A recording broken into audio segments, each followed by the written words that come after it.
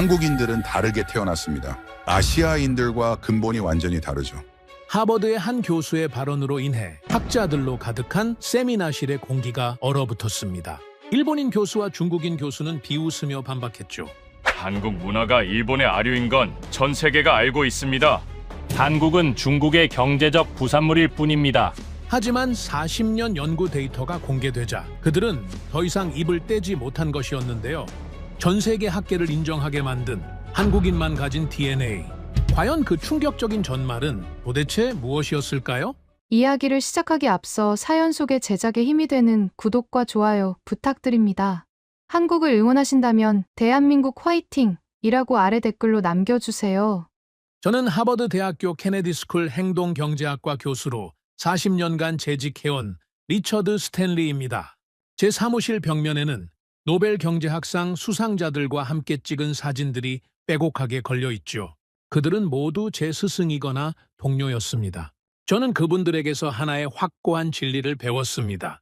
인간은 결국 손익계산으로 움직인다는 것이었습니다. 그해 가을, 저는 64세가 되었습니다. 은퇴를 1년 앞둔 시점이었죠. 학자로서의 마지막 시간을 어떻게 보낼까 고민하다가 저는 평생의 연구를 집대성하기로 결심했습니다. 책상 위에는 새로운 원고 파일이 놓여 있었습니다. 제목은 동아시아의 동일성 유교 자본주의의 합리적 선택이었습니다. 40년간의 연구를 총망라한 야심작이었죠. 핵심 논지는 명확했습니다. 동아시아 국가들, 즉 한국, 중국, 일본은 본질적으로 같은 문화권에 속한다는 것이었습니다. 유교라는 공통분모, 집단주의 성향, 권위에 대한 존중, 이 모든 것이 그들의 행동을 규정한다라고 저는 믿었습니다.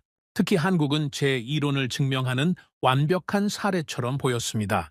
중국과 일본 사이에 끼인 작은 나라, 양쪽의 문화적 영향을 받으며 성장한 나라, 당연히 중간적 특성을 보일 것이라고 생각했죠.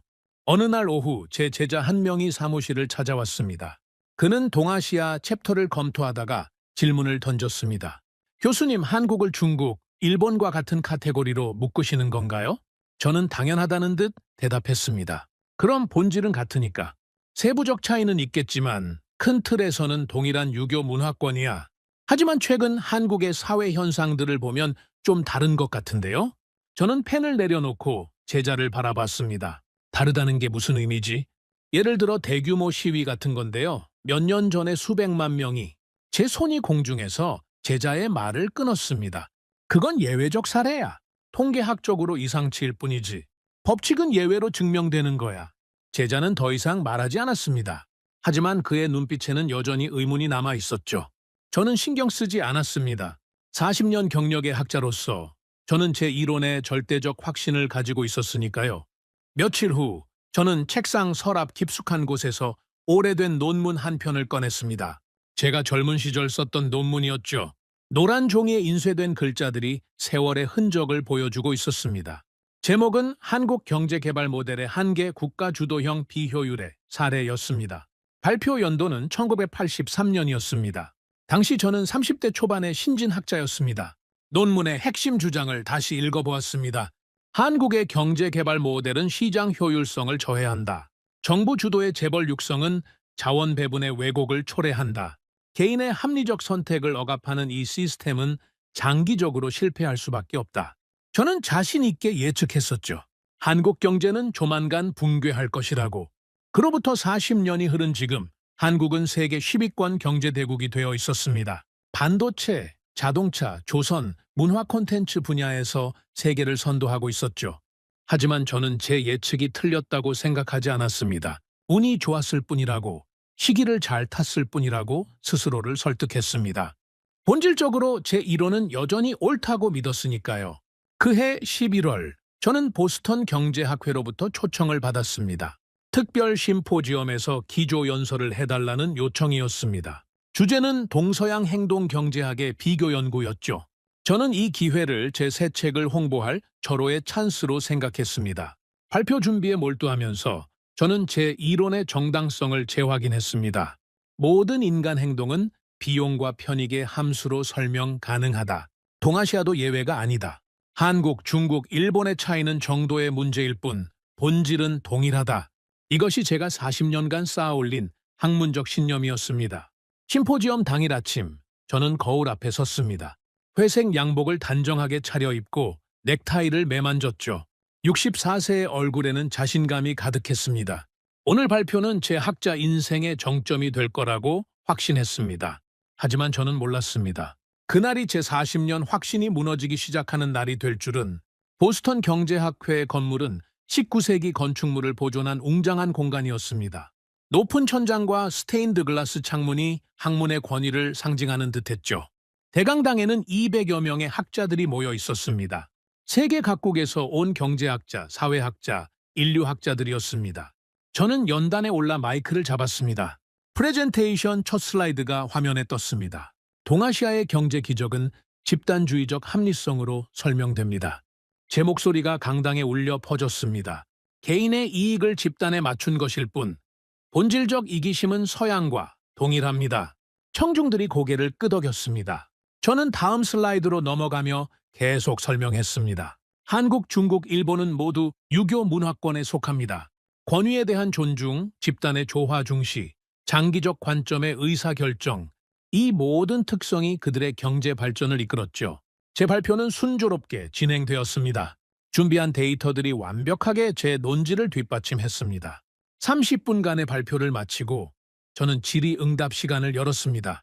청중석 뒤쪽에서 손이 올라갔습니다. 나이든 백인 남성이었는데 그의 얼굴에는 묘한 미소가 걸려 있었습니다. 사회자가 마이크를 건네자 그는 천천히 일어섰습니다. 옥스퍼드 대학교 에드워드 헌팅턴입니다. 비교 문화학을 연구하고 있죠. 그의 자기소개에 강당이 술렁였습니다. 헌팅턴 교수는 동아시아 현장 연구로 유명한 학자였습니다. 그는 마이크를 들고 조용히 말했습니다. 스탠리 교수님, 35년간 동아시아에서 살며 연구한 사람으로서 반론을 제기하겠습니다. 저는 예상치 못한 도전에 당황했지만 침착하게 답했습니다. 물론입니다. 학문적 토론은 언제나 환영입니다. 헌팅턴 교수가 말을 이었습니다. 교수님은 한국을 중국, 일본과 같은 범주에 넣으셨는데 제 연구 결과는 정반대입니다. 한국은 교수님의 공식에 맞지 않습니다. 저는 미소를 지으며 반박했습니다. 구체적으로 어떤 부분이 맞지 않는다는 건가요? 헌팅턴 교수는 가방에서 노트북을 꺼내 사회자에게 건넸습니다. 잠시 후 그의 자료가 대형 스크린에 투사되었습니다. 화면에는 해변가 사진이 떴습니다. 검은 기름으로 뒤덮인 해안과 그 위에서 작업하는 수많은 사람들의 모습이었죠. 2007년 태안 기름 유출 사고입니다. 헌팅턴 교수의 설명이 시작되었습니다. 유조선 사고로 원유가 해안에 유출되었죠. 그런데 놀라운 일이 벌어졌습니다. 다음 슬라이드에 숫자가 나타났습니다. 자원봉사자 총인원 123만 명, 전 국민 대비 2.5%, 자발적 참여율 94%, 1인당 평균 비용 약 15만 원, 강당이 조용해졌습니다. 교수님의 비용 편익 분석으로 설명해 보시죠. 123만 명이 자기 돈을 쓰며 남의 바다를 청소했습니다. 개인적 이익은 제로였습니다. 저는 잠시 생각한 후 답했습니다. 사회적 평판이라는 무형의 이익이 있었을 겁니다. 언론에 나오고 주변의 칭찬을 받고. 헌팅턴 교수가 다음 슬라이드를 띄웠습니다. 익명 봉사자가 62만 명이었습니다. 언론에 이름도 얼굴도 나오지 않았죠. 저는 말문이 막혔습니다. 그때 청중석 앞쪽에서 다른 손이 올라갔습니다. 일본인 학자였습니다. 도쿄대학교 사토 켄지입니다. 헌팅턴 교수님, 과대평가하시는 것 같습니다. 사토 교수의 목소리에는 불편함이 묻어났습니다. 일본 대지진 때도 많은 자원봉사자가 있었습니다. 이건 동아시아 문화의 공통점 아닙니까? 헌팅턴 교수가 차분하게 답했습니다. 동일본 대지진 때 자원봉사자는 140만 명이었습니다. 하지만 그중 78%가 조직동원이었죠. 회사나 정부에서 보낸 사람들이었습니다. 새로운 비교 데이터가 화면에 떴습니다. 일본 대지진 자발적 참여 22%, 태안 기름 유출 자발적 참여 94%, 사토 교수의 얼굴이 굳었습니다. 이번에는 중국인 학자가 일어섰습니다. 칭화대학교 왕리입니다. 하지만 결국 한국도 유교 문화권 아닙니까? 중국과 근본은. 헌팅턴 교수가 또 다른 슬라이드를 띄웠습니다. 2008년 스촨 대지진 때 자원봉사자는 130만 명이었습니다. 하지만 89%가 정부, 군, 기업의 동원이었죠. 자발적 참여는 11%에 불과했습니다. 왕리 교수가 반박하려 했지만 헌팅턴 교수는 계속했습니다. 재난 발생 후 48시간 내에 도착한 자발적 봉사자 수를 비교하면 더 극명합니다. 화면에 새로운 숫자가 나타났습니다. 한국 태안 68, 620명, 일본 대지진 2640명, 중국 스촨 880명, 강당이 술렁이기 시작했습니다. 저는 연단에 서서 이 상황을 지켜보고 있었습니다. 제 발표는 완전히 다른 방향으로 흘러가고 있었죠. 헌팅턴 교수가 저를 바라보며 말했습니다. 스탠리 교수님, 같은 동아시아, 같은 유교 문화권이라면서 왜 이런 차이가 나는 겁니까? 저는 즉시 답변을 준비했습니다. 그건 한 번의 사례일 뿐입니다. 통계적으로 유의미하다고 보기 어렵습니다. 그렇다면 다른 사례도 보시죠. 헌팅턴 교수는 준비가 철저했습니다. 다음 슬라이드에는 또 다른 사건이 나타났습니다. 1998년 IMF 금모으기 운동, 참여 가구 351만 가구, 전체 25%, 수집된 금 217톤, 금액 21억 3천만 달러, 기간 단 67일, 국가가 파산 위기에 처하자 국민들이 자발적으로 결혼 반지까지 내놨습니다. 정부가 강제한 것도 세금 혜택을 준 것도 아니었죠. 저는 반박을 시도했습니다. 애국심이라는 감정적 요인이 그렇다면 2016년은 어떻습니까? 헌팅턴 교수가 다음 슬라이드를 띄웠습니다. 촛불 집회, 연인원 1,700만 명, 전 국민의 33%, 사망자 0명, 폭력 사건 극소수, 분노한 군중 1,700만 명이 대통령을 끌어내렸습니다. 하지만 단 한 명도 죽지 않았죠. 시위 후 쓰레기를 스스로 치우고 구급차 길을 자발적으로 만들었습니다. 사토 교수가 끼어들었습니다. 일본에서는 그런 규모의 시위 자체가 불가능하죠. 헌팅턴 교수가 단호하게 말했습니다. 일본 국민이 천황을 끌어내린 적이 있습니까? 없습니다. 중국에서 평화적 정권 교체가 성공한 적이 있습니까? 없습니다. 왕리 교수가 조용히 고개를 숙였습니다. 헌팅턴 교수가 저를 똑바로 바라보며 말했습니다. 교수님, 이것도 예외입니까? 한 번의 사례입니까? 강당 전체가 저를 바라보고 있었습니다. 저는 입술을 달싹였지만 즉각적인 답변이 나오지 않았습니다. 40년간 구축해온 제 이론이 흔들리기 시작했습니다. 헌팅턴 교수가 마지막 슬라이드를 띄우며 말했습니다. 한국은 교수님의 공식에 맞지 않습니다. 아니, 한국은 동아시아의 예외입니다. 강당이 숨죽인 듯 조용해졌습니다. 저는 연단에 서서 처음으로 제 확신이 틀렸을지도 모른다는 생각을 하게 되었습니다. 심포지엄이 끝난 후 저는 호텔 방으로 돌아왔습니다. 창밖으로 보스턴의 야경이 펼쳐져 있었지만 저는 그것을 볼 여유가 없었죠. 노트북을 열고 헌팅턴 교수가 제시한 데이터들을 다시 검토하기 시작했습니다. 학자로서 저는 반증을 찾아야 했습니다. 40년간 쌓아온 이론이 하루아침에 무너질 수는 없었으니까요. 태안 기름 유출 사고부터 다시 분석했습니다. 163만 명의 자원봉사자, 1인당 평균 비용 15만 원이라고 헌팅턴 교수가 말했죠. 저는 계산기를 두드렸습니다. 총 비용은 1,845억 원, 개인적 이익은 제로, 합리적 선택 이론으로는 설명이 불가능했습니다. 저는 다른 각도에서 접근해 보려 했습니다. 혹시 정부의 은밀한 압박이 있었을까? 언론을 통한 사회적 압력이 작동했을까? 하지만 자료를 찾아보면 볼수록 그런 증거는 나오지 않았습니다. 오히려 반대였죠. 참여자 인터뷰 기록을 읽어보니 대부분이 이렇게 답했다고 합니다. TV에서 보니까 가만히 있을 수가 없었다. 우리 바다인데 어떻게 그냥 있어요? 당연한 거 아닌가요? 가만히 있을 수 없다는 표현이 반복적으로 나타났습니다. 이것은 제 이론에 없는 변수였습니다. 손익 계산이 아니라 본능적 반응처럼 보였죠. 저는 머리를 감싸 쥐었습니다. 다음으로 금모으기 운동을 분석했습니다. 351만 가구가 참여했고 227톤의 금이 모였습니다.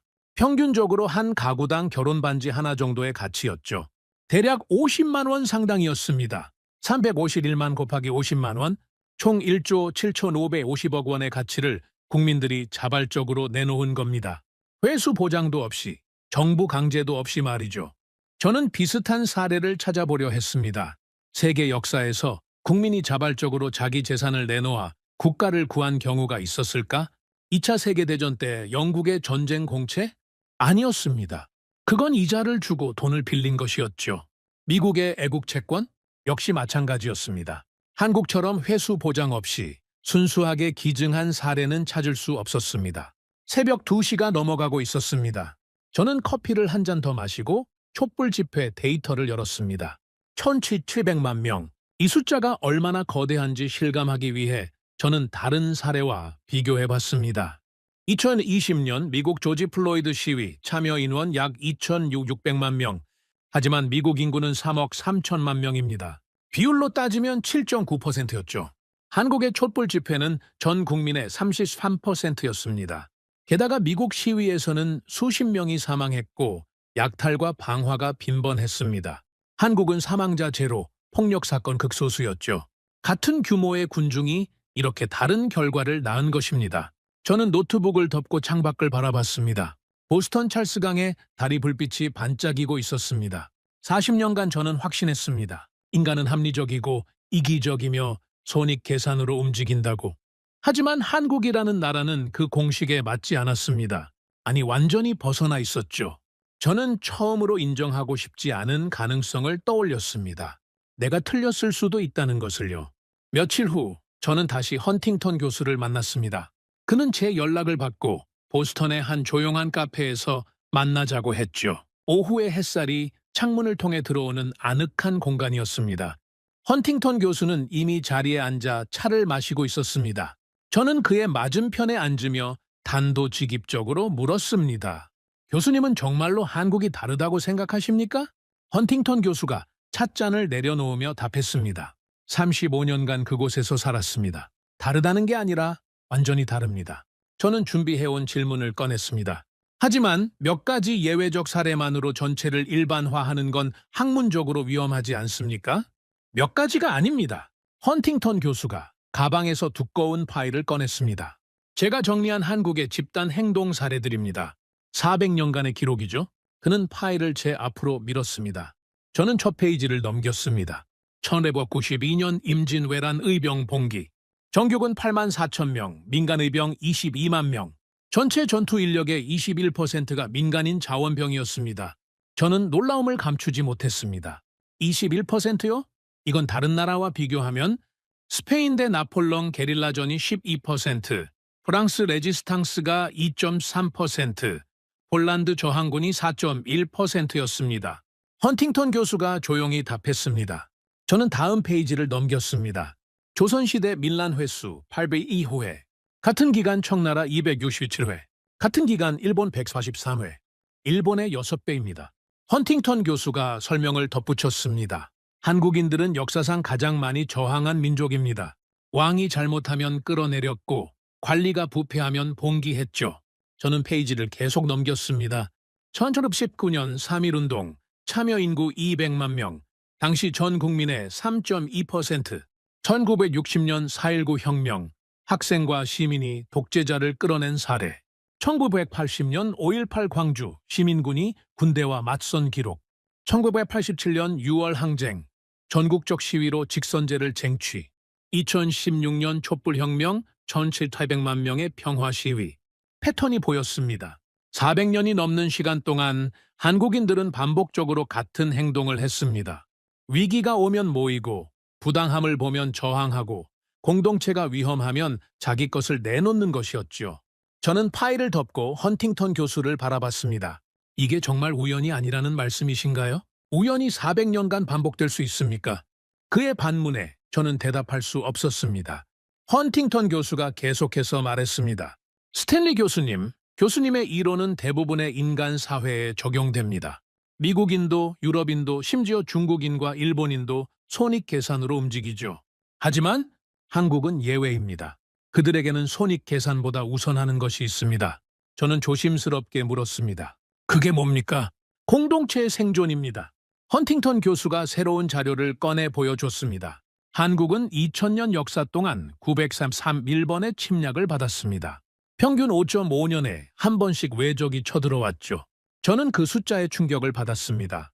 작은 반도 국가로서 중국과 일본 사이에 끼어 살아남으려면 어떻게 해야 했을까요? 헌팅턴 교수가 물었습니다. 저는 천천히 답했습니다. 뭉쳐야 했겠죠. 정확합니다. 뭉치지 않으면 죽는 환경이었습니다. 개인의 이익을 따지면 민족 전체가 사라지는 상황이었죠. 그는 잠시 멈췄다가 계속했습니다. 2000년간 그런 환경에서 살아남은 민족입니다. 나보다 우리를 먼저 생각하지 않으면 생존할 수 없었던 사람들이죠.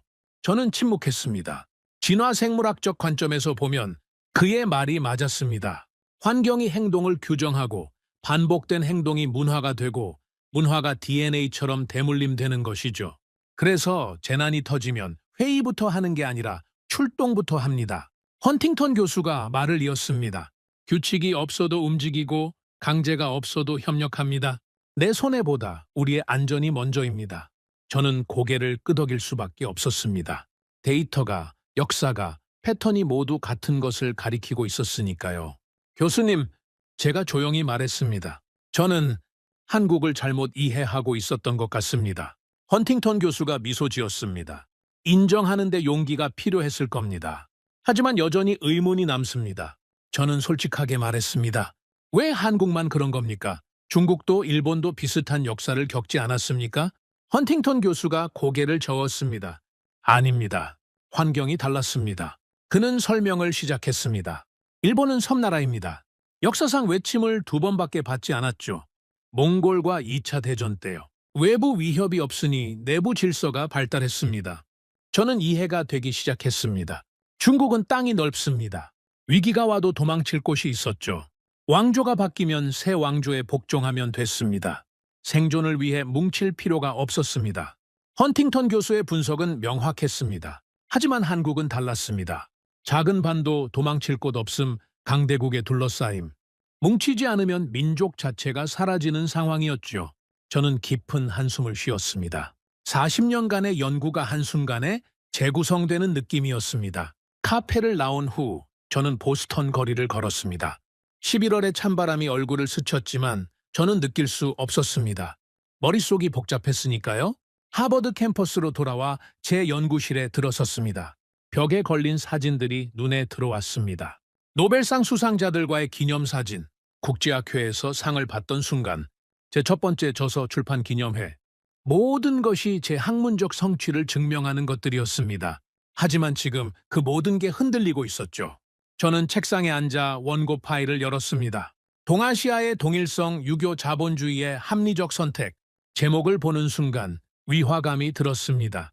동일성이라는 단어가 이제는 거짓말처럼 느껴졌으니까요. 저는 한국 관련 챕터를 다시 읽기 시작했습니다. 한국은 중국과 일본의 중간적 특성을 보인다. 유교 문화의 영향으로 집단주의 성향이 강하다.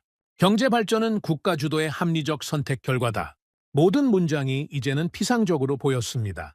표면만 긁었을 뿐 본질을 놓쳤다는 생각이 들었죠. 저는 서랍에서 오래된 논문을 다시 꺼냈습니다.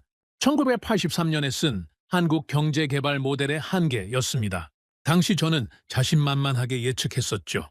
한국 경제는 실패할 것이라고, 정부 주도는 비효율적이고 재벌 중심 구조는 붕괴할 것이라고. 하지만 40년이 지난 지금 한국은 세계 10위권 경제 대국이 되어 있었습니다. 저는 제 예측이 왜 틀렸는지 이제야 이해하기 시작했습니다. 경제 시스템만 봤지 사람을 보지 못했던 것입니다. 숫자와 모델만 분석했지 그 뒤에 있는 문화와 역사를 간과했던 거죠. 밤이 깊어갔습니다. 저는 노트북을 열고 한국에 대한 자료를 새롭게 검색하기 시작했습니다. 이번에는 경제 데이터가 아니라 사람들의 이야기를 찾았습니다. 태안 봉사자들의 인터뷰 영상을 봤습니다. 한 60대 여성이 카메라 앞에서 말했습니다. 추웠죠. 힘들었죠. 근데 TV에서 바다가 시커멓게 변하는 거 보는데 가만히 있을 수가 없더라고요. 또 다른 40대 남성은 이렇게 말했습니다. 회사 휴가 내고 갔어요. 애들한테는 아빠 바쁘다고 하고 근데 가야 할 것 같았어요. 왜냐고요? 그냥 우리 바다니까요. 금모으기 운동 참여자 인터뷰도 찾아봤습니다. 한 70대 할머니가 결혼 반지를 내놓으며 눈물을 흘렸습니다. 50년 끼고 산 반지인데. 근데 나라가 어려운데 어떻게 가만히 있어요. 반지보다 나라가 먼저죠. 촛불 집회 참여자의 말도 들었습니다. 추웠어요. 매주 토요일마다 나가는 게 쉽지 않았죠. 근데 내가 안 나가면 누가 나가나 싶었어요. 모든 인터뷰에서 같은 표현이 반복됐습니다. 가만히 있을 수 없었다. 당연한 거 아니냐. 우리 것이니까. 내가 안 하면 누가 하나. 이것은 손익계산이 아니었습니다. 본능에 가까운 반응이었죠. 저는 화면을 보며 중얼거렸습니다. 이걸 어떻게 공식으로 만들지? 학자로서 저는 여전히 이론화하려는 습관을 버리지 못했습니다. 하지만 어떤 공식도 이 현상을 완벽하게 설명할 수 없다는 걸 알았습니다. 새벽 4시가 되었습니다. 저는 의자에 기대어 천장을 바라봤습니다. 40년 경력의 학자로서 저는 선택의 기로에 서 있었습니다. 제 이론을 고수할 것인가, 아니면 새로운 관점을 받아들일 것인가, 학문적 자존심을 지킬 것인가, 아니면 진실에 복종할 것인가. 그 순간 저는 제 스승 중 한 분이 했던 말이 떠올랐습니다. 노벨 경제학상을 받았던 그분은 강의 중에 이렇게 말씀하셨죠. 좋은 학자는 자기 이론을 증명하는 사람이 아니다. 자기 이론의 한계를 인정하는 사람이다. 저는 천천히 고개를 끄덕였습니다. 결심이 섰습니다. 다음 날 아침 저는 출판사에 전화를 걸었습니다. 책 출간을 잠시 연기하고 싶습니다. 담당 편집자가 놀라며 물었습니다. 무슨 문제라도 있으십니까? 이미 인쇄 준비까지 들어간 상태인데요. 저는 조용히 답했습니다. 전면 수정이 필요합니다. 특히 한국 관련 부분을요. 한국 부분이요? 무슨 일이? 제가 한국을 잘못 이해하고 있었습니다. 40년간 잘못 봐왔어요. 전화기 너머로 침묵이 흘렀습니다. 편집자는 당황한 목소리로 말했습니다. 교수님, 이건 큰 결정입니다. 정말 확신하십니까? 네, 확신합니다. 저는 단호하게 답했습니다. 학자로서 틀린 것을 출판할 수는 없습니다. 전화를 끊은 후 저는 창밖을 바라봤습니다. 하버드 캠퍼스의 가을 풍경이 아름다웠습니다. 단풍이 든 나무들이 바람에 흔들리고 있었죠. 저는 새로운 원고 파일을 열었습니다. 제목을 지우고 새로운 제목을 입력했습니다. 한국 예외의 증거 합리성을 넘어선 공동체. 손가락이 키보드 위에서 멈췄습니다. 40년 만에 처음으로 저는 제 이론의 한계를 인정하는 글을 쓰기 시작했습니다. 그것은 패배가 아니었습니다. 오히려 새로운 시작이었죠. 진실의 한 걸음 더 가까이 다가가는 것이었습니다. 한 달 후, 저는 런던으로 향하는 비행기에 올랐습니다. 영국 경제학회에서 후속 세미나를 열기로 했고, 저를 다시 초청했기 때문이었죠. 보스턴 심포지엄 이후 학계에서는 큰 논쟁이 일어났습니다. 한국이 정말 동아시아의 예외인가, 아니면 과장된 해석인가? 저는 이번 세미나에서 제 입장을 명확히 해야 했습니다. 런던 경제학회 건물은 템즈강이 내려다 보이는 현대적인 공간이었습니다. 세미나실에 들어서자 이미 많은 학자들이 자리를 채우고 있었습니다. 보스턴 때보다 더 많은 인원이었죠. 약 300명 정도가 모인 것 같았습니다. 제 눈에 익숙한 얼굴들이 보였습니다. 옥스퍼드의 헌팅턴 교수가 앞줄에 앉아 있었고, 도쿄대의 사토 교수와 칭화대의 왕리 교수도 보였습니다. 사회자가 세미나를 시작했습니다. 오늘은 지난 보스턴 심포지엄에서 제기된 논쟁을 심화하고자 합니다. 한국은 과연 동아시아의 예외인가? 첫 번째 발표자는 사토 교수였습니다. 그는 연단에 올라 프레젠테이션을 시작했습니다. 저는 헌팅턴 교수의 주장에 반론을 제기하고자 합니다. 화면에 일본의 데이터가 떴습니다. 동일본 대지진 때 일본인들이 보여준 질서와 헌신은 세계가 인정했습니다. 이것이 바로 동아시아 문화의 특성입니다. 사토 교수가 강조하며 말했습니다. 한국도 같은 문화권입니다. 차이는 정도의 문제일 뿐 본질은 동일합니다. 그는 새로운 슬라이드를 띄웠습니다. 한국 문화의 많은 부분이 일본에서 유래했습니다. 불교, 도자기 기술, 건축 양식 등 역사적으로 일본의 영향을 받았죠. 청중 중 일부가 고개를 끄덕였습니다. 사토 교수가 계속했습니다. 따라서 한국을 특별하게 보는 것은 학문적으로 과장입니다. 동아시아는 여전히 하나의 문화권입니다. 그가 발표를 마치자 박수가 터졌습니다. 다음은 왕리 교수의 차례였습니다. 그는 중국의 관점에서 접근했습니다. 한국은 역사적으로 중국의 조공국이었습니다. 유교, 한자, 정치제도 모두 중국에서 전래되었죠. 왕리 교수가 말을 이었습니다. 현대에도 한국 경제는 중국과 긴밀하게 연결되어 있습니다. 무역 의존도가 매우 높죠. 그는 데이터를 제시했습니다. 한국의 대중국 수출 비중은 25%에 달합니다. 경제적으로 중국의 영향권 안에 있는 것입니다. 왕리 교수가 결론을 내렸습니다. 따라서 한국을 중국과 분리해서 보는 것은 현실을 무시하는 것입니다. 또다시 박수가 이어졌습니다. 이제 제 차례였습니다. 저는 천천히 연단으로 걸어갔습니다. 마이크를 잡은 제 손이 약간 떨리고 있었습니다. 학자로서 제 이론을 수정한다는 것은 쉬운 일이 아니었으니까요. 여러분, 저는 오늘 고백하러 왔습니다. 세미나실이 조용해졌습니다. 저는 40년간 한국을 잘못 이해했습니다. 웅성거림이 일어났습니다. 저는 첫 번째 슬라이드를 띄웠습니다. 1983년 제 논문 표지가 화면에 나타났습니다.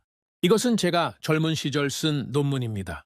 한국 경제개발 모델의 한계라는 제목이죠. 저는 당시 제 주장을 요약했습니다. 저는 한국 경제가 실패할 것이라고 예측했습니다. 정부 주도는 비효율적이고 시장 원리를 무시한 성장은 지속 불가능하다고 봤죠. 다음 슬라이드를 넘겼습니다. 40년이 지난 지금 한국은 세계 10위권 경제 대국입니다. 제 예측은 완전히 틀렸습니다. 사토 교수가 끼어들었습니다. 그건 운이 좋았을 뿐 아닙니까? 저는 고개를 저었습니다. 아닙니다. 저는 본질을 놓쳤습니다. 경제 시스템만 봤지 사람을 보지 못했습니다. 저는 헌팅턴 교수가 제공한 데이터를 화면에 띄웠습니다. 태안 기름 유출 때 123만 명이 자발적으로 움직였습니다. 사토 교수님, 이것을 일본의 동일본 대지진과 비교해 보시죠. 비교 데이터가 나타났습니다. 자발적 참여율 한국 94%, 일본 22%, 재난 발생 48시간 내 도착, 한국 68,690명, 일본 2,640명. 사토 교수의 얼굴이 굳어졌습니다. 저는 왕리 교수를 향해 말했습니다. 왕 교수님, 한국이 중국의 영향권이라고 하셨죠. 하지만 행동 패턴은 완전히 다릅니다. 새로운 슬라이드가 나타났습니다. 2008년 쓰촨 대지진 자발적 참여 11%, 2007년 태안 기름 유출 자발적 참여 94%. 중국인들은 이익을 계산하고 움직입니다. 한국인들은 계산 없이 움직이죠. 왕리 교수가 반박하려 했지만 저는 계속했습니다. 금모으기 운동을 보십시오. 351만 가구가 결혼 반지까지 내놨습니다. 중국에서 이런 일이 가능합니까? 왕리 교수가 입을 다물었습니다. 저는 마지막 데이터를 제시했습니다. 촛불 집회 전체 700만 명, 사망자 0명. 이것은 세계 역사상 유례없는 일입니다. 화면에 비교 자료가 떴습니다. 2020년 미국 시위 사망자 수십 명, 약탈 다수. 2019년 홍콩 시위 폭력 충돌 빈번. 2016년 한국 촛불 사망자 0명, 평화 유지. 세미나실이 조용해졌습니다. 저는 목소리를 높였습니다. 여러분, 이것은 단순한 문화적 차이가 아닙니다. 근본적으로 다른 DNA입니다. 헌팅턴 교수가 손을 들었습니다. 사회자가 마이크를 건넸습니다. 스탠리 교수님, 그렇다면 왜 한국만 그런 겁니까? 무엇이 그들을 다르게 만들었죠? 저는 헌팅턴 교수가 제공한 역사 데이터를 띄웠습니다. 2000년간 931번의 침략을 받았습니다. 평균 5.5년에 한 번씩 외적이 쳐들어왔죠. 숫자가 화면을 채웠습니다. 일본은 섬나라로 외침이 거의 없었습니다. 중국은 넓은 땅으로 도망칠 곳이 있었죠. 저는 잠시 멈췄다가 강조했습니다. 하지만 한국은 달랐습니다. 작은 반도, 도망칠 곳 없음, 강대국에 둘러싸임. 뭉치지 않으면 민족이 사라지는 환경이었습니다. 저는 학자들을 둘러보며 말했습니다. 2000년간 그런 환경에서 살아남으려면 어떻게 해야 했을까요? 제가 직접 답했습니다. 나보다 우리를 먼저 생각해야 했습니다. 개인의 손익보다 공동체의 생존이 우선이어야 했죠. 저는 새로운 공식을 화면에 띄웠습니다. 한국 위기, 회의 없음, 즉시 출동. 일본 위기, 규칙대기, 지시 후 행동. 중국 위기, 이익 계산, 손익 후 행동. 미국 위기, 개인 판단, 선택적 행동. 한국은 재난이 터지면 회의가 아니라 출동부터 합니다. 규칙이 없어도 움직이고 강제가 없어도 협력하죠. 사토 교수가 다시 손을 들었습니다. 그래도 문화적 유사성은 부정할 수 없지 않습니까? 저는 고개를 저었습니다. 표면적 유사성과 본질적 차이를 구분해야 합니다. 한자를 쓴다고 불교를 믿는다고 같은 민족이 되는 건 아닙니다. 저는 결정적 데이터를 제시했습니다. 일본 천황은 단 한 번도 국민에 의해 폐위된 적이 없습니다. 중국에서 평화적 정권 교체는 성공한 적이 없죠. 저는 강조했습니다. 하지만 한국에서는 국민이 대통령을 끌어내렸습니다. 1700만 명이 평화적으로요. 세미나실의 분위기가 바뀌기 시작했습니다. 저는 마지막 슬라이드를 띄우며 말했습니다. 여러분, 저는 40년간 틀렸습니다. 한국은 동아시아의 변주가 아닙니다. 완전히 다른 악보입니다. 세미나가 끝난 후 질의응답 시간이 이어졌습니다. 한 젊은 학자가 손을 들었습니다. 교수님, 그렇다면 한국인의 그런 행동이 정말 지속 가능합니까? 현대 사회에서도 계속될까요? 저는 준비했던 자료를 꺼냈습니다. 2020년 코로나 팬데믹을 보시죠. 새로운 데이터가 화면에 나타났습니다. 한국 마스크 착용률 97.8%, 정부 지침 발표 전 94%, 미국 마스크 착용률 38.4%, 유럽 평균 50%. 정부가 강제하지 않았습니다. 벌금도 없었죠. 하지만 국민의 97.8%가 마스크를 썼습니다. 저는 인터뷰 기록을 읽었습니다. 참여자들에게 물었습니다. 왜 마스크를 쓰냐고. 대답은 간단했습니다. 다른 사람에게 피해 주면 안 되니까였죠. 또 다른 학자가 질문했습니다. 그건 아시아 문화의 집단주의 아닙니까? 저는 비교 데이터를 보여줬습니다. 일본은 정부 지침이 나온 후에야 착용률이 올랐습니다. 지침 전에는 62%였고 지침 후 91%가 됐죠. 저는 강조했습니다. 한국은 지침 전부터 94%였습니다. 이것이 차이입니다. 사토 교수가 불편한 표정으로 말했습니다. 일본인들은 규칙을 존중합니다. 그게 잘못입니까? 저는 부드럽게 답했습니다. 잘못이 아닙니다. 다른 겁니다. 일본은 규칙이 있어야 움직입니다. 한국은 규칙 없이도 움직이죠. 왕리 교수도 끼어들었습니다. 중국에서는 마스크를 안 쓰면 처벌받았습니다. 강제였죠. 저는 고개를 끄덕였습니다. 맞습니다. 중국은 강제가 있어야 움직입니다. 한국은 강제 없이도 협력합니다. 저는 잠시 멈췄다가 핵심을 짚었습니다. 이것이 바로 제가 깨달은 것입니다. 한국인들에게는 내 손해보다 우리의 안전이 먼저인 본능이 있습니다. 헌팅턴 교수가 자료를 추가했습니다. 코로나 때 한국의 자영업자들을 인터뷰했습니다. 화면에 인터뷰 내용이 떴습니다. 힘들죠. 죽을 것 같아요. 그런데 지금은 참아야죠.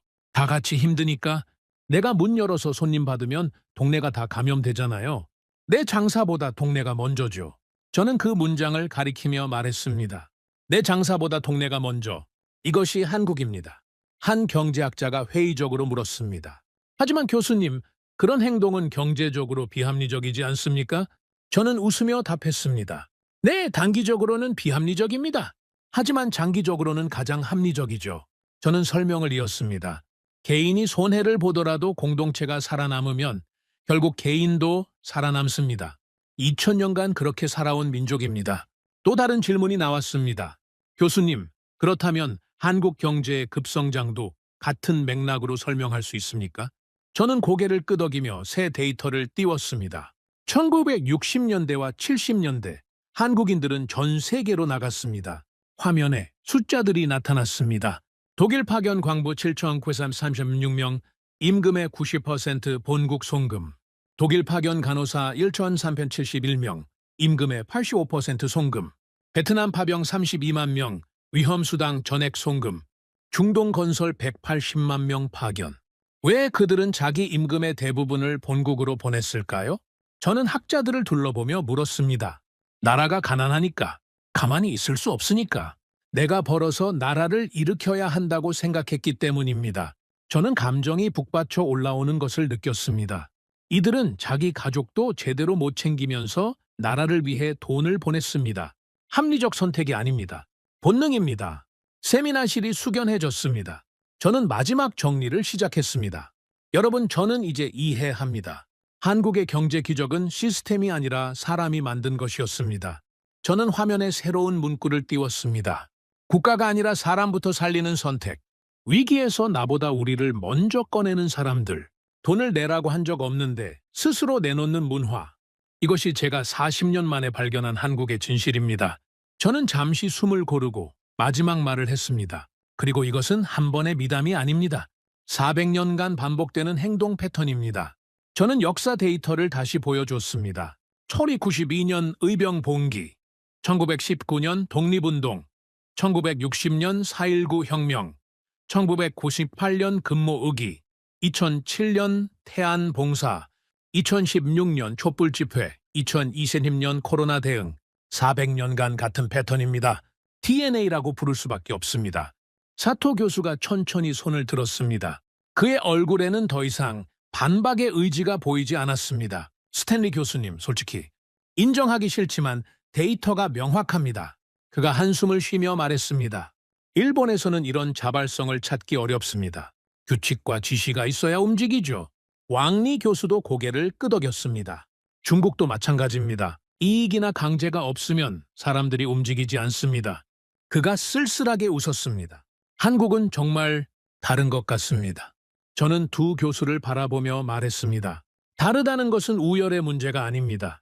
각 사회는 자기 환경에 맞게 진화했습니다. 저는 정리했습니다. 일본은 질서와 규칙의 DNA를 발달시켰습니다.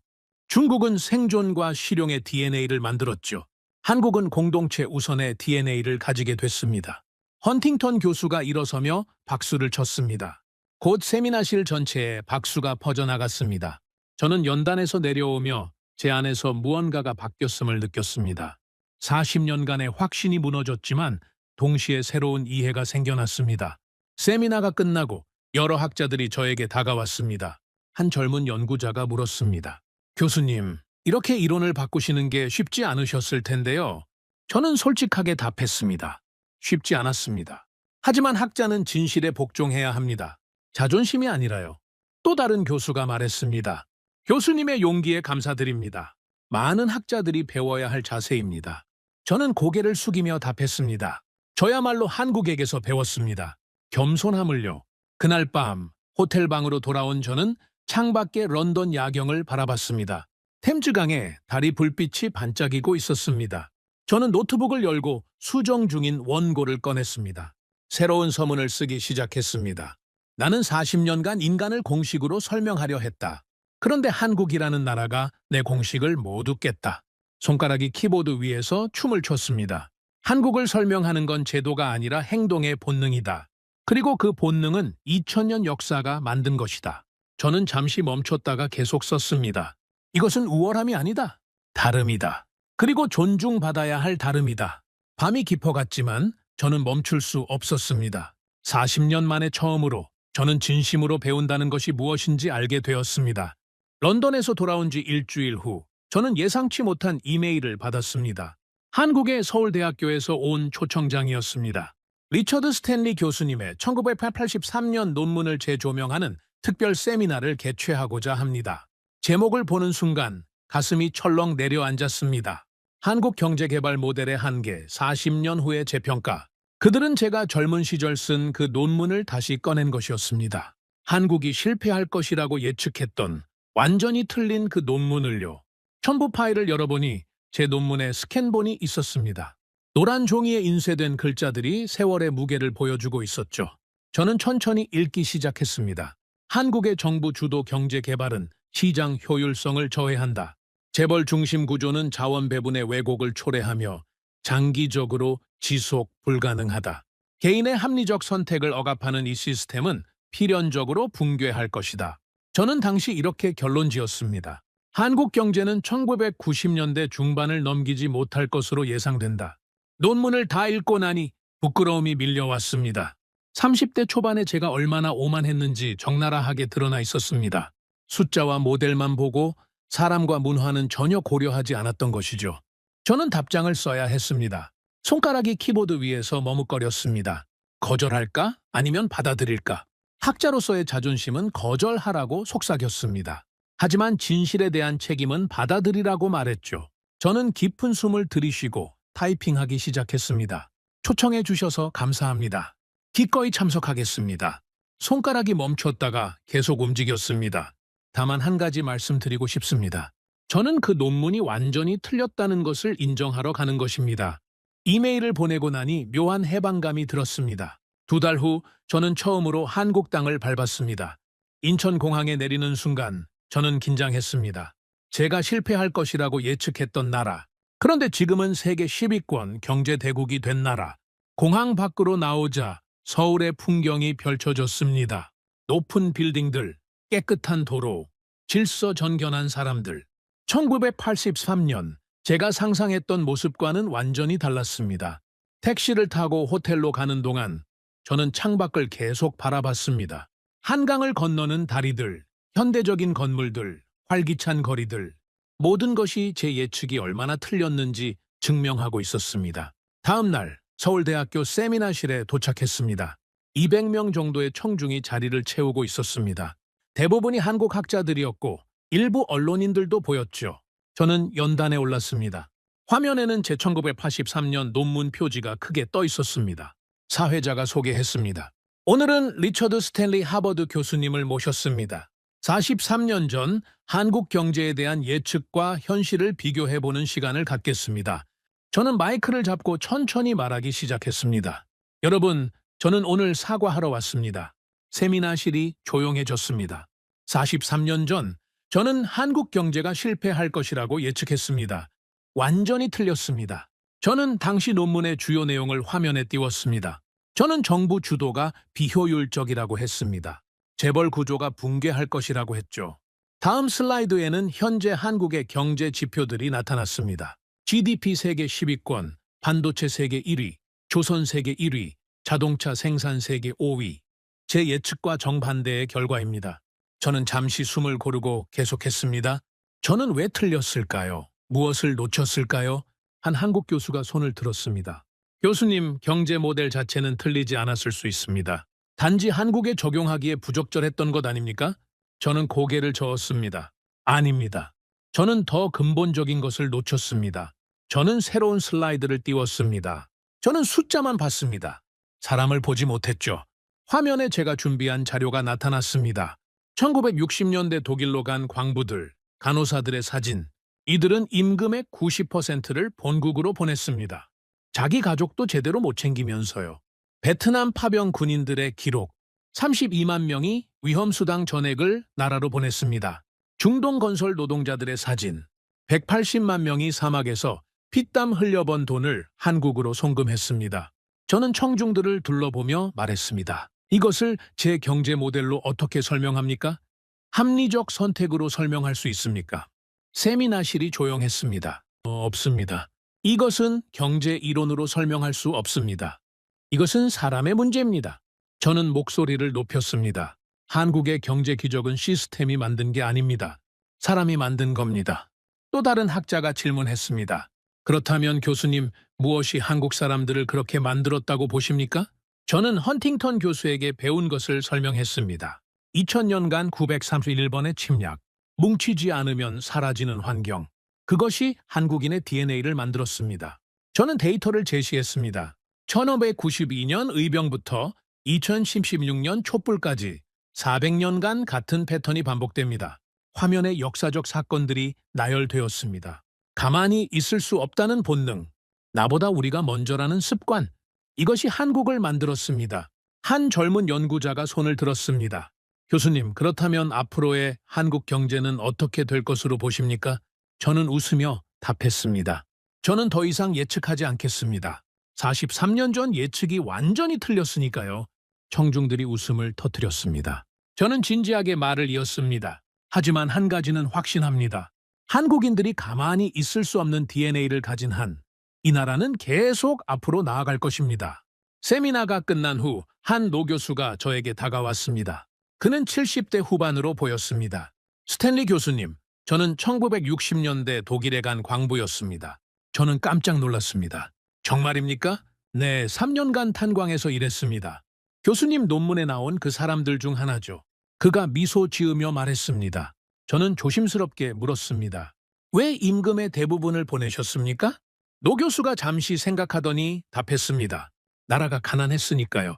내가 안 하면 누가 하나 싶었죠. 하지만 가족은 힘들었습니다. 아내와 아이들이 한국에서 기다리고 있었는데 송금하고 나면 제게 남는 돈이 거의 없었죠. 그가 눈시울을 붉혔습니다. 그런데 어떻게 그냥 있어요? 우리나라인데. 저는 그 순간 제가 43년간 놓쳤던 것을 정확히 이해했습니다. 합리성, 효율성, 손익계산, 그 모든 것보다 강한 것이 있었습니다. 우리라는 공동체 의식이었습니다. 서울에서의 일주일은 제 인생을 바꿔놓았습니다. 저는 태안을 직접 방문했습니다. 2007년 기름 유출 사고가 있었던 그곳을요. 해안가에 서서 파도를 바라보니 감회가 새로웠습니다. 18년 전 이곳에 123만 명이 달려왔다는 사실이 믿기지 않았습니다. 현지 주민 한 분을 만났습니다. 60대 여성이었는데 당시를 생생히 기억하고 계셨죠. 그때 정말 대단했어요. 전국에서 사람들이 몰려왔죠. 그녀가 회상했습니다. 추운 겨울이었는데 새벽부터 밤까지 기름을 퍼냈어요. 젊은 사람도 나이 든 사람도 심지어 아이들까지. 왜 그렇게 많은 사람이 왔을까요? 제가 물었습니다. 글쎄요, TV에서 보니까 안 올 수가 없었다고들 하더라고요. 그녀가 웃으며 답했습니다. 우리 바다니까. 당연한 거 아닌가요? 또 그 표현이 나왔습니다. 당연한 거 아니냐는 말. 한국인들에게는 정말 당연한 일이었던 것입니다. 저는 서울로 돌아와 IMF 금모으기 운동을 연구했습니다. 당시 참여했던 한 70대 할머니를 인터뷰할 기회가 있었습니다. 결혼 반지를 내놓으셨다고요? 제가 조심스럽게 물었습니다. 네, 50년 끼고 산 반지였어요. 할머니가 손가락을 보여주셨습니다. 아직도 그 자리가 하얗게 남아있어요. 반지 낀 자리가. 후회하지 않으십니까? 후회요. 왜요? 할머니가 오히려 의아해 하셨습니다. 나라가 망하면 반지가 무슨 소용이에요? 나라가 먼저죠. 저는 그 순간 무릎을 칠 뻔했습니다. 나라가 먼저, 우리가 먼저, 공동체가 먼저. 이것이 한국인의 우선순위였습니다. 저는 2016년 촛불 집회 현장도 찾아가 봤습니다. 광화문 광장의 선이 상상이 되었습니다. 이곳에 1,700만 명이 모였다는 것이 한 40대 남성을 만났습니다. 그는 당시 매주 토요일마다 집회에 참석했다고 했습니다.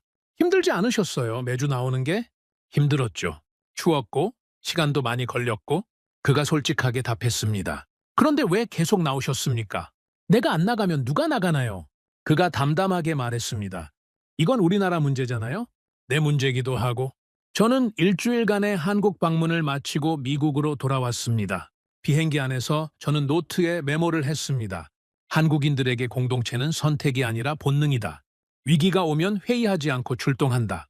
규칙이 없어도 움직이고 강제가 없어도 협력한다. 내 손해보다 우리의 안전이 우선이다. 보스턴에 도착해서 저는 곧바로 연구실로 갔습니다. 밤늦은 시간이었지만 저는 일을 시작해야 했습니다. 원고를 열고 전면 수정 작업에 들어갔습니다. 먼저 제목을 바꿨습니다. 원래 제목 동아시아의 동일성, 유교 자본주의의 합리적 선택. 새 제목 한국, 예외의 증거 합리성을 넘어선 공동체. 그리고 서문을 새로 썼습니다. 나는 40년간 한국을 가르치려 했다. 그런데 한국이 나를 다시 가르쳤다. 손가락이 키보드 위에서 쉬지 않고 움직였습니다. 인간은 손익 계산만으로 움직이지 않는다. 때로는 내 손해보다 우리의 안전이 먼저인 본능이 작동한다. 저는 계속 썼습니다. 한국은 그것이 단 한 번의 미담이 아니라 반복되는 행동 패턴임을 증명했다. 이것은 우월함이 아니다. 다름이다. 그리고 배움이다. 새벽까지 작업을 계속했습니다. 한국 챕터를 완전히 새로 쓰고 일본과 중국 챕터도 수정했습니다. 비교의 틀을 바꿨습니다. 동일성이 아니라 차이를 강조했죠. 며칠 후 저는 출판사에 연락했습니다. 원고 수정이 완료됐습니다. 편집자가 놀라며 물었습니다. 정말 전면 수정하셨습니까? 네, 한국 부분은 완전히 다시 썼습니다. 제 이전 관점이 틀렸다는 것을 명확히 했고요. 교수님, 그러면은 책의 핵심 논지가 바뀌는데 저는 단호하게 말했습니다. 그게 맞습니다. 진실이 제 이론보다 중요하니까요. 편집자가 잠시 침묵하더니 말했습니다. 존경스럽습니다, 교수님. 많은 학자들이 배워야 할 자세입니다. 그해 겨울 새 원고를 완성했습니다. 총 600페이지가 넘는 분량이었습니다. 저는 결론 챕터를 이렇게 썼습니다. 한국을 설명하는 건 제도가 아니라 행동의 본능이다. 그 본능은 2000년 역사가 만든 것이고 400년간 반복되며 검증된 것이다. 돈을 내라고 한 적 없는데 스스로 내놓는 문화. 분노해도 폭력 대신 질서를 선택한 군중. 국가가 아니라 사람부터 살리는 선택. 이것이 한국이다. 저는 마지막 문장을 조심스럽게 썼습니다. 그리고 이것이 제가 64년 인생에서 배운 가장 큰 교훈이다. 겸손함. 원고를 출판사에 보내고 저는 깊은 안도감을 느꼈습니다. 40년간의 오류를 바로잡았고 새로운 진실에 다가갔습니다. 그것은 학자로서 할 수 있는 최선이었습니다. 며칠 후 헌팅턴 교수에게서 이메일이 왔습니다. 스탠리 교수님, 새 원고를 읽었습니다. 훌륭합니다. 그의 메일은 계속되었습니다. 35년 전 제가 처음 한국을 연구하기 시작했을 때 서양 학자들은 아무도 믿지 않았습니다. 한국이 다르다고 하면 다들 웃었죠. 이제 교수님이 증명해 주셨습니다. 감사합니다. 저는 답장을 썼습니다. 감사해야 할 사람은 저입니다. 교수님이 제 눈을 뜨게 해주셨으니까요. 저는 창밖을 바라보며 생각했습니다. 학문이란 무엇인가? 진리를 찾는 것인가? 아니면 자기 이론을 증명하는 것인가? 저는 40년간 후자를 해왔습니다. 하지만 이제는 알았습니다. 진정한 학자는 진리 앞에서 겸손한 사람이라는 것을, 그리고 한국이 저에게 그 겸손함을 가르쳐 주었습니다. 새해가 밝았습니다. 2026년 1월, 저는 은퇴를 한 달 앞두고 있었습니다. 하버드는 은퇴하는 교수에게 마지막 강의 기회를 줍니다. 40년 경력을 정리하는 자리죠. 강의 제목을 정해야 했습니다. 저는 오랜 고민 끝에 이렇게 정했습니다. 내가 틀렸던 것들, 한 경제학자의 고백. 동료 교수들이 의아해했습니다. 리처드, 마지막 강의인데 왜 실패를 이야기하려고? 한 선배 교수가 물었습니다. 저는 웃으며 답했습니다. 실패에서 배운 게 성공에서 배운 것보다 많았으니까요. 1월 25일, 마지막 강의 날이 왔습니다. 하버드 최대 강의실이 학생들로 가득 찼습니다. 500명 정도가 모인 것 같았죠. 제자들뿐 아니라 다른 학과 교수들, 언론인들도 보였습니다. 저는 연단에 올라 청중들을 둘러봤습니다. 40년간 이 자리에 서서 수많은 강의를 했습니다. 하지만 오늘만큼 떨린 적은 없었습니다. 저는 마이크를 잡고 천천히 말하기 시작했습니다. 여러분, 오늘은 제가 틀렸던 이야기를 하려 합니다. 강의실이 조용해졌습니다.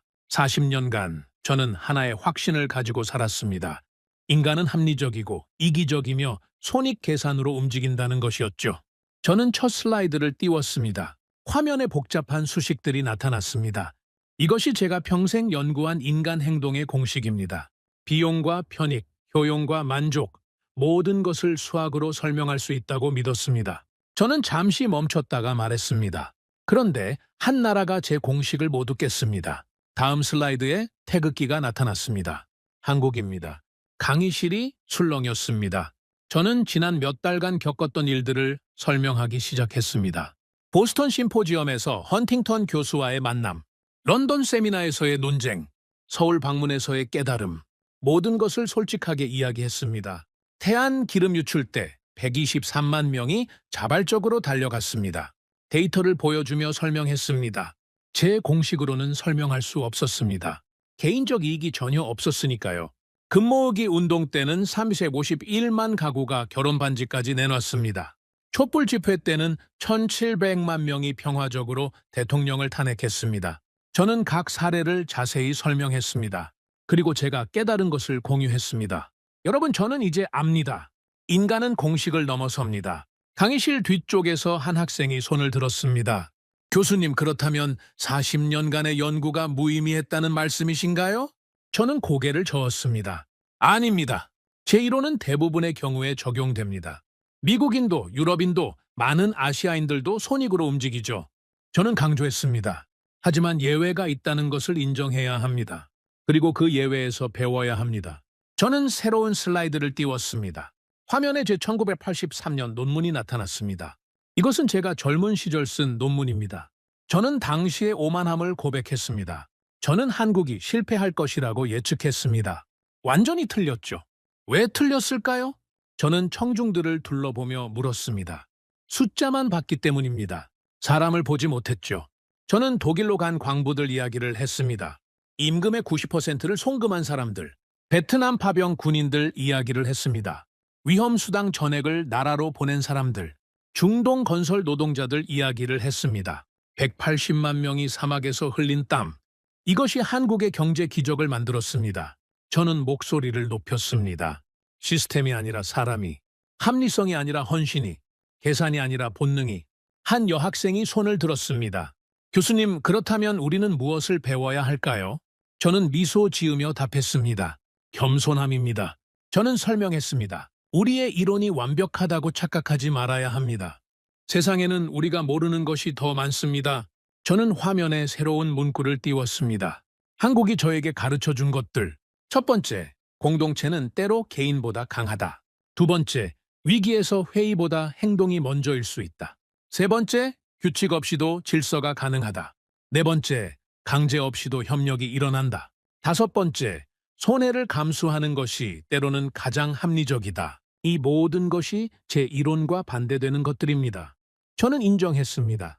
하지만 이것들이 현실에서 작동했습니다. 400년간 반복적으로요? 저는 마지막 슬라이드로 넘어갔습니다. 화면에 제 새 책 표지가 나타났습니다. 한국 예외의 증거, 합리성을 넘어선 공동체. 이것이 제 마지막 저서입니다. 저는 청중들에게 말했습니다. 40년 경력의 끝에서 저는 처음으로 진정한 학문이 무엇인지 배웠습니다. 진리를 찾는 것이지 자기 이론을 증명하는 것이 아니라는 것을요. 강의실이 숙연해졌습니다. 저는 마지막 말을 준비했습니다. 여러분, 좋은 학자가 되려면 똑똑해야 한다고 생각하십니까? 몇몇 학생들이 고개를 끄덕였습니다. 아닙니다. 저는 단호하게 말했습니다. 좋은 학자가 되려면 겸손해야 합니다. 자기가 틀렸다는 것을 인정할 줄 알아야 합니다. 저는 64년 인생을 돌아보며 말했습니다. 저는 이것을 64세에 배웠습니다. 여러분은 더 일찍 배우시길 바랍니다. 강의를 마치자 잠시 침묵이 흘렀습니다. 그리고 박수가 터져 나왔습니다. 기립박수였습니다. 500명의 청중이 모두 일어나 박수를 쳤습니다. 저는 연단에서 깊이 고개를 숙였습니다. 40년 교수 생활의 마지막 순간이었습니다. 강의가 끝난 후 많은 학생들이 저에게 다가왔습니다. 한 대학원생이 눈물을 글썽이며 말했습니다. 교수님, 오늘 강의 정말 감동적이었습니다. 학자로서 어떻게 살아야 하는지 배웠어요. 또 다른 학생이 물었습니다. 교수님, 은퇴 후에 뭐 하실 계획이세요? 저는 미소 지으며 답했습니다. 한국에 다시 가보려 합니다. 더 배워야 할 것들이 많거든요. 그날 저녁, 저는 연구실을 정리했습니다. 40년간 모아온 책들, 논문들, 자료들을 정리하는 것은 쉽지 않았습니다. 벽에 걸린 사진들을 하나씩 내리며 추억을 되새겼습니다. 노벨상 수상자들과의 사진, 국제학회에서 받은 상들, 제자들과 함께 찍은 단체 사진들, 모든 것이 소중한 기억이었습니다. 하지만 가장 마지막에 챙긴 것은 최근에 찍은 사진이었습니다. 서울에서 만난 독일 파견 광부 출신 노 교수와 함께 찍은 사진, 태안 해변에서 찍은 사진, 금모으기 참여자 할머니와 함께 찍은 사진. 이 사진들이 저에게는 가장 값진 것이었습니다. 며칠 후 제 새 책이 출판되었습니다. 한국 예외의 증거 합리성을 넘어선 공동체. 출판사에서 기념 행사를 열었습니다. 많은 학자들과 언론인들이 참석했죠. 한 기자가 질문했습니다. 교수님, 이 책이 다른 책들과 다른 점은 무엇입니까? 저는 솔직하게 답했습니다. 이 책은 제가 틀렸다는 것을 인정하는 책입니다. 그리고 한국에게서 배운 것을 정리한 책이죠. 또 다른 기자가 물었습니다. 한국을 특별하게 보시는 이유가 무엇입니까? 저는 잠시 생각하고 답했습니다. 특별하다는 것은 우월하다는 의미가 아닙니다. 다르다는 의미죠. 저는 설명을 이었습니다. 한국은 2000년간 생존을 위해 공동체 우선의 DNA를 발달시켰습니다. 이것은 다른 문화와 우열을 가릴 수 없습니다. 단지 다를 뿐이죠. 그리고 그 다름에서 우리는 배워야 합니다. 책은 출판되자마자 화제가 되었습니다. 하버드 교수가 자기 40년 이론의 오류를 인정했다는 것이 뉴스가 되었죠. 특히 한국 언론에서 큰 관심을 보였습니다. 한국의 한 방송국에서 인터뷰 요청이 왔습니다. 저는 화상 인터뷰에 응했습니다. 한국 기자가 물었습니다. 교수님, 한국인들에게 하고 싶은 말씀이 있으십니까? 저는 카메라를 바라보며 천천히 말했습니다. 여러분이 가진 것의 가치를 알아야 합니다. 저는 계속했습니다. 가만히 있을 수 없다는 본능. 나보다 우리를 먼저 생각하는 습관. 이것은 세계 어디에도 없는 것입니다. 돈을 내라고 한 적 없는데 스스로 내놓는 문화. 분노해도 폭력 대신 질서를 선택하는 지혜. 국가가 아니라 사람부터 살리는 선택. 저는 강조했습니다. 이것들을 잃지 마십시오. 이것이 여러분을 여러분이게 만드는 것입니다. 인터뷰를 마친 후 저는 창밖을 바라봤습니다. 보스턴의 겨울 풍경이 펼쳐져 있었습니다. 하지만 제 마음은 이미 태평양 너머에 가 있었습니다. 2월 초 저는 정식으로 은퇴했습니다. 하버드는 작은 송별회를 열어주었습니다. 동료 교수들, 제자들이 모여 축하해 주었죠. 학장이 말했습니다. 리처드 교수님은 우리에게 중요한 것을 가르쳐 주셨습니다. 진리 앞에서의 겸손함을요. 저는 감사 인사를 했습니다. 제가 배운 것은 여러분 덕분입니다. 그리고 한국이라는 나라 덕분입니다. 송별회가 끝나고 저는 집으로 돌아왔습니다. 책상에는 항공권이 놓여 있었습니다. 서울행 편도 항공권이었습니다. 저는 한국에서 1년 정도 머물 계획이었습니다. 더 연구하고, 더 배우고, 더 이해하기 위해서요. 출발 전날 밤, 저는 헌팅턴 교수에게 마지막 이메일을 보냈습니다. 교수님, 감사합니다. 교수님이 제 눈을 뜨게 해주셨습니다. 곧 답장이 왔습니다. 스탠리 교수님, 한국에 오신다니 기쁩니다. 서울에서 뵙겠습니다. 다음 날 아침, 저는 인천행 비행기에 올랐습니다. 64세, 은퇴한 교수. 하지만 저는 새로운 시작을 하고 있었습니다. 배움에는 나이가 없다는 것을 이제 알았으니까요. 비행기가 이륙하며 저는 창밖을 바라봤습니다. 보스턴이 점점 작아지고 있었습니다. 40년을 보낸 도시였습니다. 하지만 저는 뒤를 돌아보지 않았습니다. 앞을 보고 있었죠. 13시간의 비행 끝에 비행기가 인천공항에 착륙했습니다. 저는 깊은 숨을 들이쉬었습니다. 새로운 시작이었습니다. 공항을 나서자 한국의 1월 공기가 차갑게 느껴졌습니다. 하지만 제 가슴은 따뜻했습니다. 택시를 타고 서울로 가는 동안 저는 창밖을 계속 바라봤습니다. 이곳에서 저는 더 많은 것을 배울 것입니다. 가만히 있을 수 없는 사람들에 대해, 나보다 우리를 먼저 생각하는 문화에 대해, 손익을 넘어선 공동체에 대해. 그날 밤 호텔방에서 저는 일기를 썼습니다. 오늘 나는 64년 인생에서 가장 중요한 여행을 시작했다. 한국을 가르치려던 교수에서 한국에게서 배우는 학생이 되었다. 그리고 깨달았다. 진정한 학문은 여기서 시작된다. 저는 펜을 내려놓고 창밖을 바라봤습니다. 서울의 야경이 아름답게 빛나고 있었습니다. 한강에 비친 불빛들이 반짝였습니다. 저는 미소 지었습니다. 나는 한국을 이해하려 왔다고 생각했지만 결국 나 자신을 이해하게 되었습니다. 겸손함을 배웠고 개방성을 배웠고 진실에 대한 존중을 배웠습니다. 그리고 이제 알았습니다. 한국은 동아시아의 예외가 아니라 인류의 가능성이라는 것을, 공동체가 개인보다 클 수 있다는 증거, 손익을 넘어선 헌신이 가능하다는 증명, 위기에서 회의보다 행동이 먼저일 수 있다는 신뢰. 이것이 한국이었습니다. 그리고 이것이 제가 64년 만에 배운 가장 큰 교훈이었습니다. 여러분은 한국인의 이런 DNA에 대해 어떻게 생각하시나요? 우리가 당연하게 여기는 가만히 있을 수 없는 마음, 우리가 먼저라는 생각이 세계적으로 얼마나 특별한 것인지 오늘 이야기를 통해 다시 한번 느끼셨기를 바랍니다. 자랑스러운 한국인의 DNA는 수천 년 역사 속에서 만들어진 우리만의 소중한 유산입니다. 구독과 좋아요로 응원해 주시면 더욱 재미있는 이야기로 찾아뵙겠습니다. 해외 감동 사연을 소개해드리는 스페셜 코리아였습니다. 감사합니다.